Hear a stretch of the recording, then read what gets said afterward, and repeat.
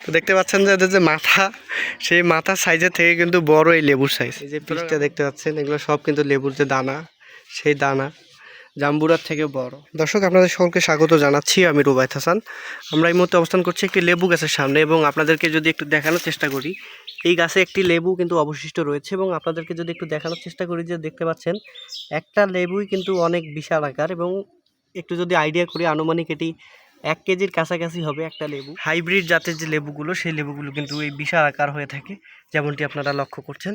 আমরা এখন আপনাদেরকে সরাসরি লেবুটি সংগ্রহ করে দেখাবো আসলে এই লেবুর সাইজটি কতটা বিশাল। আপনারা দেখতে পাচ্ছেন যে লেবুটি কিন্তু আমরা ছিঁড়ে নিয়েছি গাছ থেকে, এবং আপনাদেরকে যদি একটু বলি, হাতে নেওয়ার পরে যে অনুভূতিটা হচ্ছে, এটা না হলেও 1 কেজির উপরে হবে। আইডিয়া করে মনে হচ্ছে 1 কেজির উপরেই। তো দেখতে পাচ্ছেন যে সৃষ্টিকর্তার যে নিয়ামত, সেটি কত বিশাল। দেখতে পাচ্ছেন একটি লেবু আনুমানিক 1 কেজি, তারও বেশি হবে এমনটি মনে হচ্ছে এই মুহূর্তে।